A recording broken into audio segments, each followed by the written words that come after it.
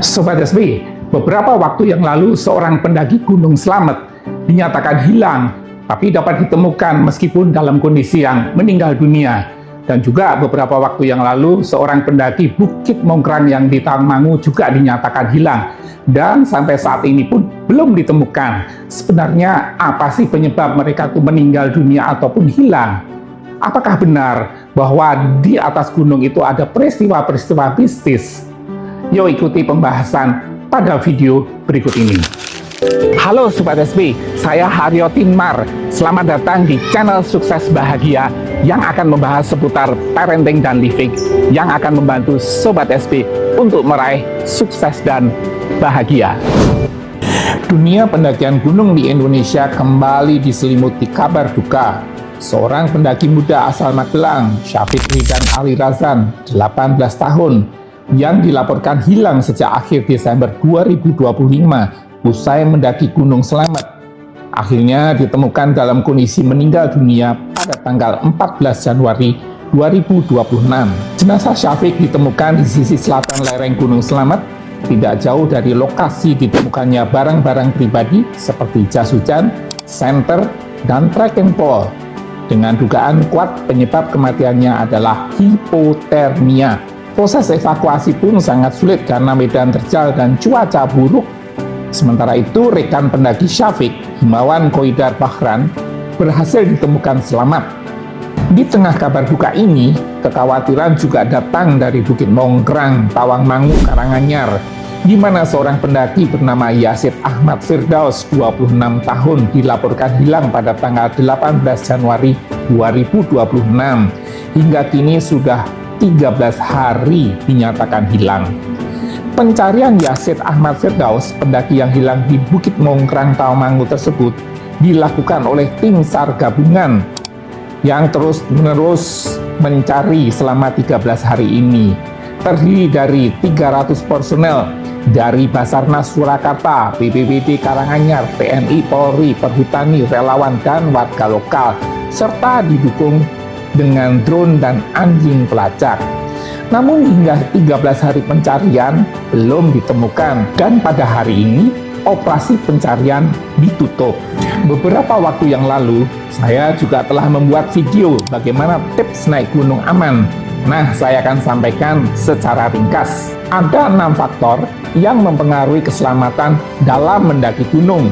Yang pertama, kondisi fisik. Kondisi fisik itu harus fit.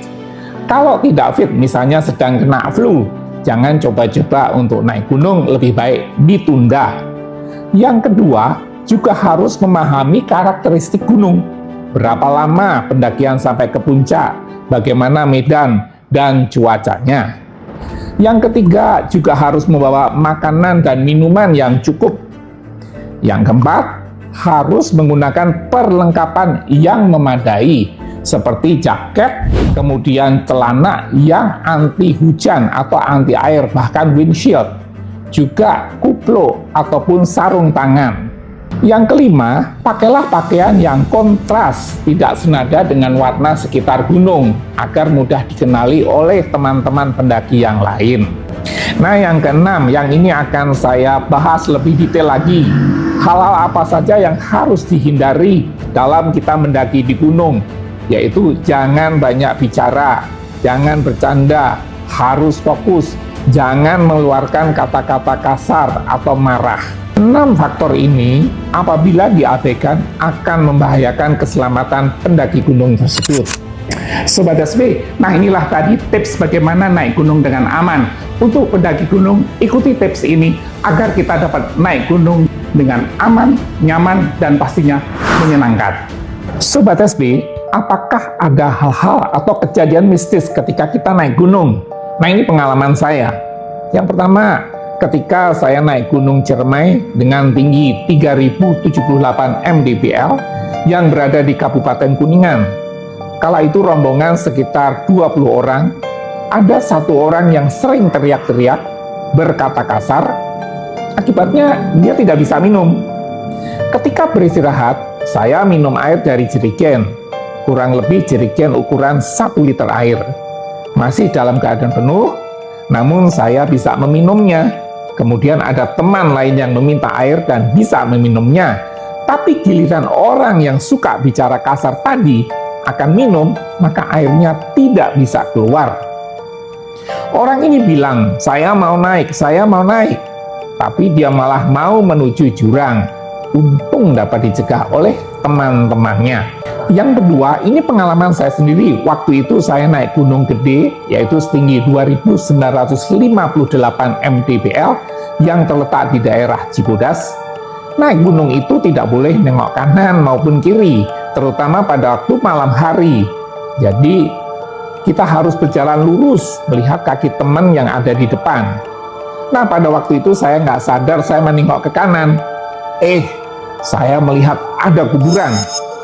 Tapi ketika keesokan harinya, saya turun, saya cari-cari kuburan itu, ternyata nggak ada. Yang ketiga, pengalaman di Gunung Lawu. Gunung Lawu itu setinggi 3.265 mdpl yang terletak di perbatasan Jawa Tengah dan Jawa Timur. Saya mulai naik di tengah malam dari Cemoro Kandang, dan ketika dalam perjalanan menuju puncak, saya mendengar ada suatu keramaian, seperti berada di tengah kota, benar-benar ramai banget. Setelah saya turun gunung dan beberapa saat kemudian, saya tanyakan pada orang, kenapa kok ada rame-rame seperti itu? Katanya itu pasar setan. Nah, ini hanya beberapa contoh keanehan yang ada di atas gunung. Tapi Sobat SB, cerita ini bukan untuk membuat takut, tapi hendaknya kita waspada dan mengikuti aturan serta etika naik gunung.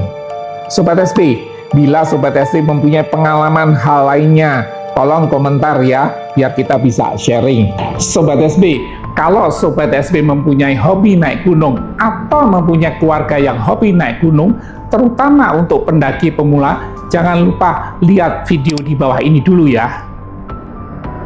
Terima kasih sudah menonton video ini. Jangan lupa like, subscribe, dan nyalakan lonceng notifikasinya biar Sobat SB nggak ketinggalan video terbaru. Sampai jumpa di video berikutnya.